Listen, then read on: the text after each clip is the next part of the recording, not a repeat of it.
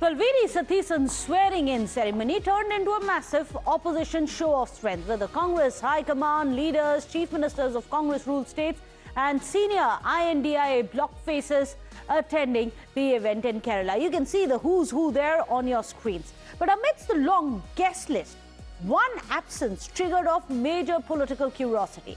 The absence of newly sworn-in Tamil Nadu Chief Minister Thalapathy Vijay, someone who took oath with the support of the Congress party.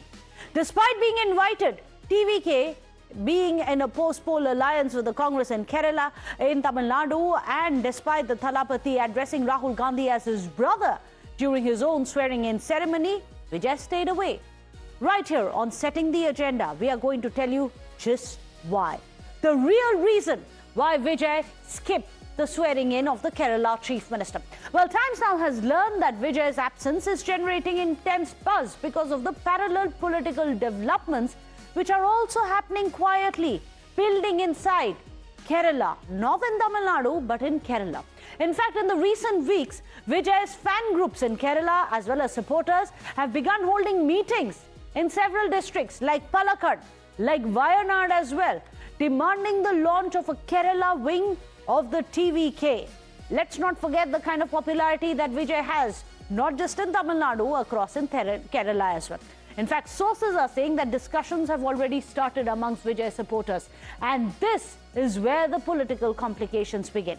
Because if Vijay eventually expands TVK into Kerala, he may no longer remain just an alliance figure for the Congress party. He could emerge as a direct political rival to VD Sathisan and the Congress itself. Perhaps that is one of the reasons, as per the sources, that you have Vijay skipping the swearing-in of Chief Minister Sathisan.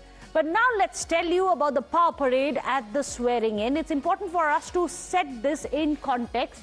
The power parade that we've seen, you had Mallikarjun Kharge, the Congress's high command was on stage, Rahul Gandhi was there, and you can see Kharge with Chief Minister Revanth Reddy. You have, of course, Chief Minister Siddaramaiah, DK Shivakumar, all the biggies of Congress party were right there. Karnataka's Chief Minister Siddaramaiah, Telangana Chief Minister Revanth Reddy, we were showing you images of him. They have Chief Minister of Himachal Pradesh, Sukhvinder Singh Sukhu, he was there as well, along with the senior ministers who were all in attendance as VD Sathisan was taking oath. You have Pinarayi Vijayan, of course, the former outgoing Chief Minister who was also present in the swearing-in. BJP's Rajiv Chandrasekhar was there as well as Binoy Viswam. So people cutting across political boundaries were present, but not Chief Minister Vijay, which is why the questions are now being raised. Is it because Vijay may just appear as a rival for VD Sathisan? Is that why he skipped it? Well, remember, for years, you have Vijay being one of the strongest emotional markets outside Tamil Nadu has been Kerala. His films routinely generate massive openings, aggressive fan celebrations, and near superstar level devotions across border districts and urban youth circles. Now, after TVK's dramatic rise in Tamil Nadu, supporters believe that Vijay can potentially convert that cultural popularity into political capital as well in Kerala. For example, just to get you some of the numbers and break it down in numbers, in 2017, you had Vijay's film Mersal, which hit the screens. In Kerala itself, the Kerala collections was over 20 crore rupees. This was 2017. The next one that we are going to show for you is 2018 release of Vijay Sarkar. The fan shows were about 278. Keralam collection stood at 6.5 crore rupees. That's the kind of massive box office hit that Vijay has in Kerala itself. Then you, of course, have Bigil of 2019. Here, the number of fan shows were 308. And Keralam's collection was 5 crores from one film itself. Then, of course, you had The Beast, which was a super hit. You had 7 crore collections from Keralam. The number of fan shows was 421. This gives you a sense of how popular Vijay and his films have been in Kerala as well. Then, of course, you have others such as Leo as well of 2023. The number of fan shows 425. 12 crore rupees collected by Vijay's producers. This in the year 2023 from Keralam alone. Gives you a sense of the kind of popularity that he already has. So let me go across to Arpita, who's joining us. Arpita, do we soon expect a TVK wing in Wayanad as well as in Palakkad. Is Vijay secretly planning an expansion into Kerala? Is that why he today skipped the swearing in of the Kerala Chief Minister? There's no full confirmation on why he has skipped the oath-taking ceremony of V.D. Sathisan and his cabinet. In fact, yesterday, Chief Minister V.D. Sathisan has said that there's no information if he will be in the state, but he will for sure be coming to and he will be meeting V.D. Sathisan is what he has said. Like you mentioned, yes, sources have suggested that Vijay's fans have held multiple meetings in Kerala to expand their footprint, not just in Tamil Nadu, but in Kerala. To be seen, it is Right. clearly Vijay is not just a fan in Tamil Nadu, in Kerala also he has a huge fan base. So if he tries to print, definitely. Well, unfortunately, there seems a bit of a problem there with your audio, Arpita. We'll try and reconnect with you. But another big breaking right here on Setting the Agenda. And this one really is going to be an interesting one. This one comes in from Vijay's own camp. Well, sources very close to Chief Minister Vijay are maintaining that the Tamil Nadu Chief Minister has skipped the ceremony due to governance priorities and due to administrative commitments back home. That the political buzz in Kerala is refusing to die down despite these clarifications which have coming in. Of course, let me go across to Dharini, who's joining us. Dharini, on one hand, you have all these reports of Vijay fan clubs holding their meetings in Wayanad and Palakkad. But Team Vijay, at least the sources who have told us that he's busy with administration. Is there more to this denial than what really meets the eye?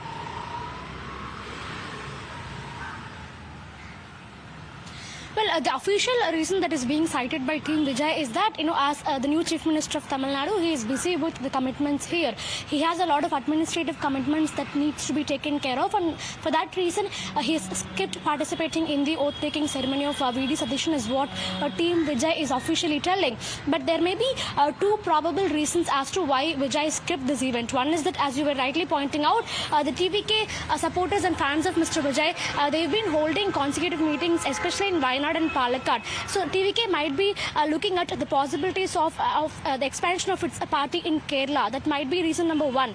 And reason number two is that, remember, here in Tamil Nadu, TVK has formed the government with the support of both the left parties and the Congress. In Kerala, the Congress has come to power after defeating the left. So in such a complicated situation, Vijay would have preferred to stay out of the picture during the oath-taking ceremony is what many in the TVK camp feel. So these might be the two probable reasons as to why Vijay has skipped participating in this oath-taking ceremony. But the official reasoning that is coming in from the team of Mr. Vijay is that he is busy with the prior commitments, he is busy with the administrative commitments as the new Chief Minister of Tamil Nadu, and that is why he has decided not to participate in the oath-taking ceremony of Mr. V.D. Sathisan. So officially it's due to the administrative reasons. There are others who are saying that it's a lot about security. However, here on Setting the Agenda, we are saying this may just be preparations for the debut of TVK in Kerala. At least that's what the sources are telling us, and we are backing it with fan meetings which are happening already in Wayanad, which is, of course, yes, you're right, Priyanka Gandhi's own constituency, as well as Palakkad. But now, let's get you another big breaking news which is coming in. Vijay's no-show controversy is now turning into a more political spin. DMK leader TVK Langovan has launched a sharp attack on Tamil Nadu Chief Minister Vijay, questioning why he skipped the Kerala Chief Minister swearing in. In fact, he floats a conspiracy theory. He says that Vijay is soon going to meet the Prime Minister in Delhi. He wants to avoid any kind of way of making the Prime Minister to say that, or essentially giving out the message that he is with the Congress party and not with the Prime Minister ahead of his meeting with Prime Minister Modi. This is the conspiracy spin by the DMK. Watch this. Chief Minister Vijay has not participated in the oath-taking ceremony of V.D. Sathisan in Kerala, but earlier we saw Rahul Gandhi participating in the oath-taking ceremony of Mr. Vijay. So do you think he has not gone there because he's in alliance with the left in Congress in Tamil Nadu, but in Kerala the left has gone out of power and the Congress has come, or any other reason? I don't know. What I heard is that he is going to Delhi to meet the Prime Minister. So he doesn't want to antagonize the Prime Minister. If he goes to Kerala, he will be treated as supporter of the Congress party, but he is going to Delhi on 22nd, I think. That, you know, he is afraid of BJP. That is why he didn't go there. But it's already established that he's in close relationship with the Congress, right? They're in an alliance and Rahul Gandhi was here. It is the Congress party which had gone to him. He didn't even invite Congress party. It is the Congress party which had gone to him. Even here. Did he call the Congress party? No. Even when they were in, some of them were seeking alliance with this party, he didn't call anybody. Now he is going to BJP to meet Modi. Then how will he go there? Let me go across to Dharini. Dharini, another conspiracy theory being spun by the DMK now that it is not to upset the Prime Minister that Vijay skipped it. Any truth to that?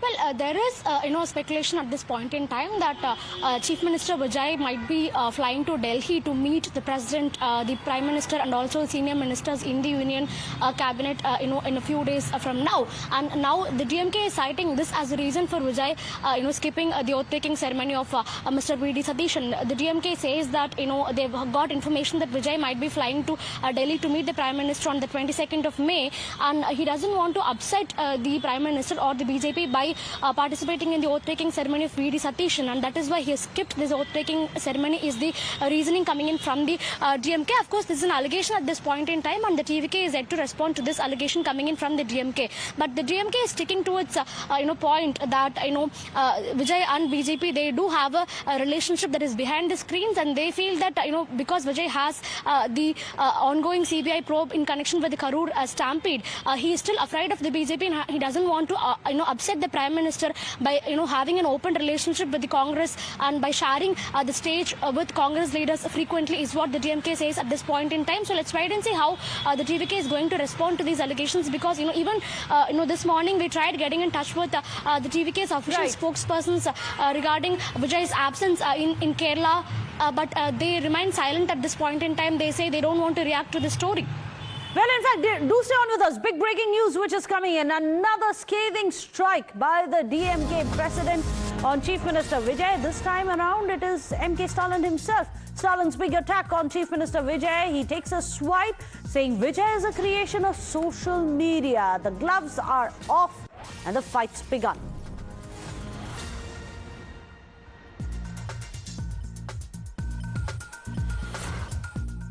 Well, we are going to get you the soundbite of former Chief Minister of Tamil Nadu, MK Stalin, how he says Vijay is merely a social media sensation. எந்த பணியும் செய்யாம வாக்காளர் சந்திக்கல, வாகனம் நியமிக்கல, booth agent அமைக்கல, இன்னும் சொல்லணும்னா counting agent கூட பல இடங்களில் நியமிக்கல. A political party which did not meet the people, which didn't have booth agents and counting agents, has won the elections in Tamil Nadu and it has come to power. Social media Instagram சொல்லக்கூடிய they used the power of social media, especially Instagram. They attracted the children using Instagram, and they in fact reached out to the children using Instagram, and these children in turn campaigned among their parents and grandparents for TVK. That is how the TVK has won and come to power here in Tamil Nadu. We have to be aware of this fact, and we have to act accordingly in the coming days. We have to beat the TVK in the upcoming elections. We also have to increase our presence on social media, and we have to beat the strategy of TVK on social media platforms. Well, let's quickly tell you what the Chief Minister, the former Chief Minister, has to say about the current Chief Minister, saying that Chief Minister Vijay was a social media sensation. He convinced the children to campaign for him, convinced their parents, grandparents to vote for Vijay, which is why he is today in power. Meanwhile, more breaking news which is coming in. Let's get you this one. Well, a two-judge bench of the Supreme Court disapproves of the January 2026 judgment of another two-judge bench denying bail to Omar Khalid and Sharjeel Imam. Well, that's big breaking news. No bail for Sharjeel Imam. The Supreme Court has questioned the denial of this bail. Two-judge Supreme Court bench of Justices B.V. Nagaratna and Ujjwal Bhuiya have disapproved of the judgment which was delivered by another two-judge bench of the Supreme Court justices in January, dismissing the bail application of Omar Khalid and Sharjeel Imam, who were famously or rather infamously called part of the Tukde Tukde gang after they were charged for the 2020 Delhi riots case. Let me go across to Harish, our legal editor, who's joining us with more details. What are the observations of the Supreme Court bench after the other bench, the earlier bench, had refused bail to the two?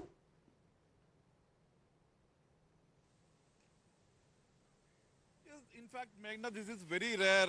Today, two-judge justices, Justice B.V. Nagaratna and Ujjwal Bhuiya, has expressed strong disapproval of the January 2020 judgment of the bench of Justice Arvind Kumar and N.V. Anjaria, in which they had dismissed the bail of Sharjeel Imam and Omar Khalid in the Delhi 2020 riots larger conspiracy case, saying that they were there is a prima facie evidence that they were mastermind, and therefore they cannot be granted bail despite they spending more than 5 years in jail and the trial not even commencing. Today, while granting bail to a narco-terror accused of Jammu Kashmir who had spent 6 years in jail, the Supreme Court bench, Justice Ujjwal Bhuiya, criticized that judgment, saying that as per the judgment in K.A. Najib in 2021, a three-judge bench had very clearly said that prolonged incarceration and delay in commencement of trial is a valid ground for granting bail. Bail should be the norm and jail should be an exception. This two-judge bench said that the Omar Khalid bench had violated that particular ruling by a three-judge bench, saying that such a Supreme Court said smaller benches cannot dilute, circumvent or disregard larger bench rulings, and if they disagree, can only refer the matter to the Chief Justice of India for constitution of a larger bench. So here is a case where a two-judge bench has disapproved of the judgment of January 2026 by the same Supreme Court which had denied bail to Omar Khalid and Sharjeel Imam in the Delhi 2020 riots case. And very significantly here, in fact, Meghna, the Supreme Court has also said that in that spirit we make it clear that Najib is a binding law and entitled to the protection of judicial discipline. It cannot be diluted, circumvented or disregarded by trial courts, high courts and even by the benches of lower strength of this court. The Supreme Court has also questioned the abysmally low rate of conviction in UAPA cases, saying that in various states it's a minimum of 1% and maximum of 4%, which means that there's a chance of acquittal in 97.8% or 99% of cases. Therefore, the accused, if there is a prolonged incarceration, pre-trial incarceration, and if the trial has not commenced, they are entitled to bail.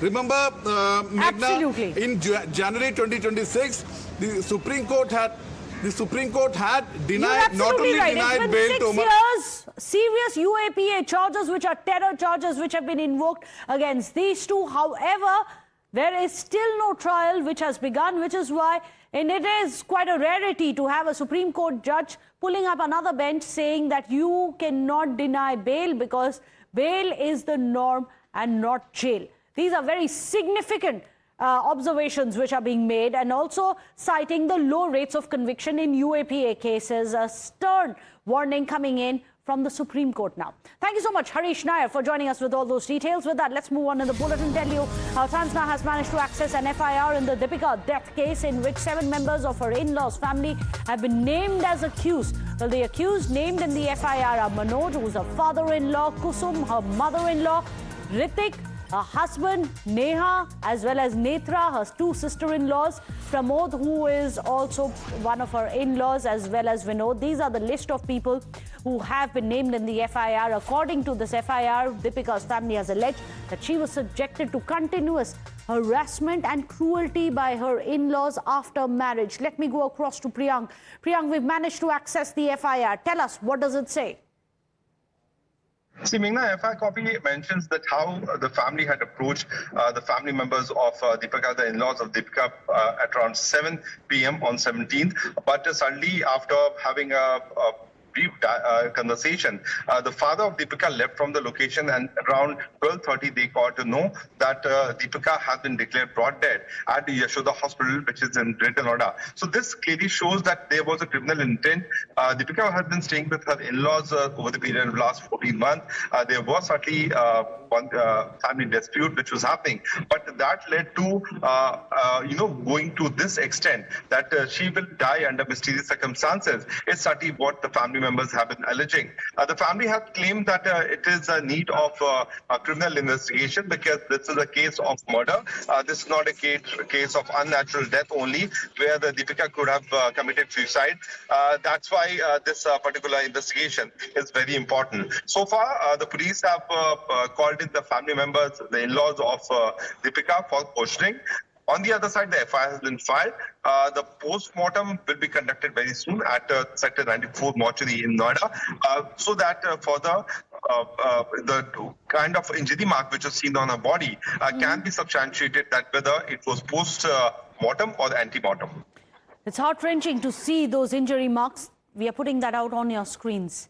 Remember, 7 of her family members of Deepika's in-laws, they have been booked for abetment, harassment and conspiracy linked to Deepika's death. We are going to be tracking this story right here on Times Now. But for the time being, we are slipping into a short break. Don't go anywhere. Lots more on the other side.